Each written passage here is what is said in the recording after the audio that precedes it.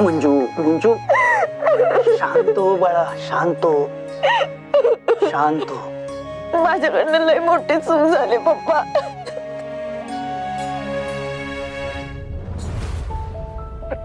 मी मुद्दाम नाही केलं. तुम्हाला सत्याचा राग माहिती आहे ना. मी फक्त माझी ड्युटी केली. मला माफ करा. मंजू, हे बघ, तुला माफी मागायची काही गरज नाहीये. तू जे काही केलंस ते बरोबरच केलेस. काय बोलताय पप्पा? माझ्यामुळे सत्याची अवस्था काय झाली बघा. सगळी माझी चूक आहे. मंजू, तुला आठवतंय, तू सत्याला आणि मला एक वचन दिलं होतंस. कसलं वचन? तू तुझ्या कर्तव्याच्या आड कधीच नातं येऊ देणार नाहीस म्हणून. आणि आलंच तर नात्यापेक्षा जास्त महत्व तू कर्तव्याला देशील. आणि आज तू तुझं कर्तव्य पार पाडलंयस मंजू. तू आम्हाला दिलेलं वचन पूर्ण केलेस. त्यामुळे तुला माफी मागायची काही गरज नाही. पप्पा, पण कर्तव्य पार पाडण्यासाठी मी नात्याचा बळी दिलाय. सत्याची अवस्था बघा पप्पा. मीच गुन्हेगार आहे त्याची. मंजू, खरं सांगू, आज सत्यालाही तुझा अभिमानच वाटत असेल.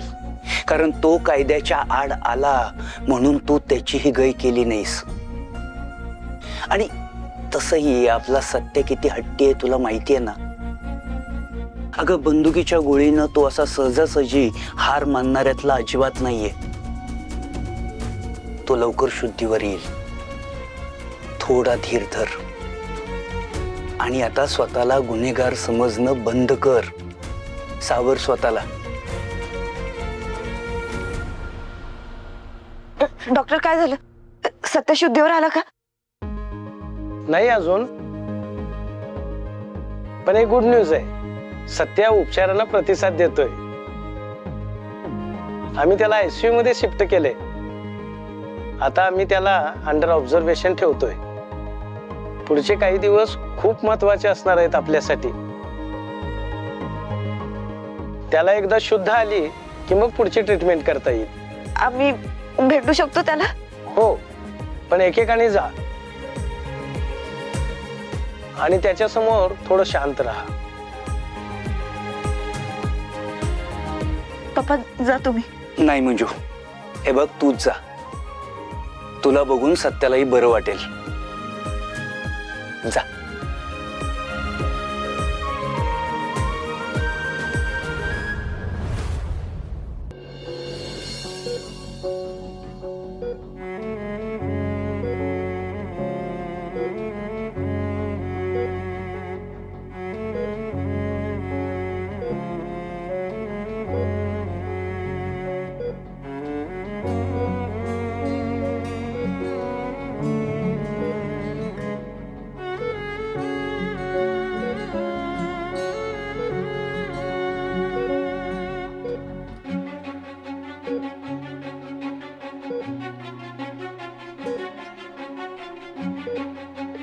सत्य, लई मोठी चूक झाली रे माझ्याकडून. आणि यासाठी माफी तरी कुठल्या तोंडाने मागू?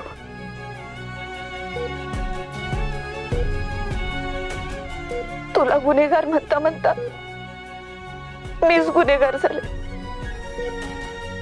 तू तरी का ऐकलं नाहीस रे माझं?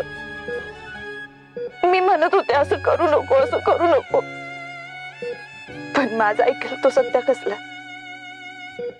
बघितलंस काय होऊन बसलं? सत्या, मी रागाच्या भरात म्हणले असेल तुला गोळ्या मारेन, पण मी असा विचार कधीच केला नव्हता की माझ्या हातून असं घडत.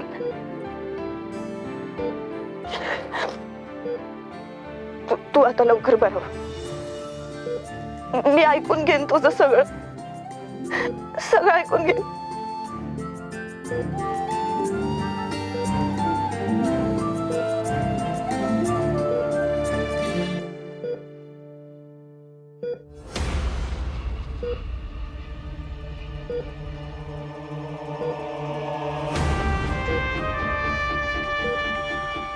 सत्य,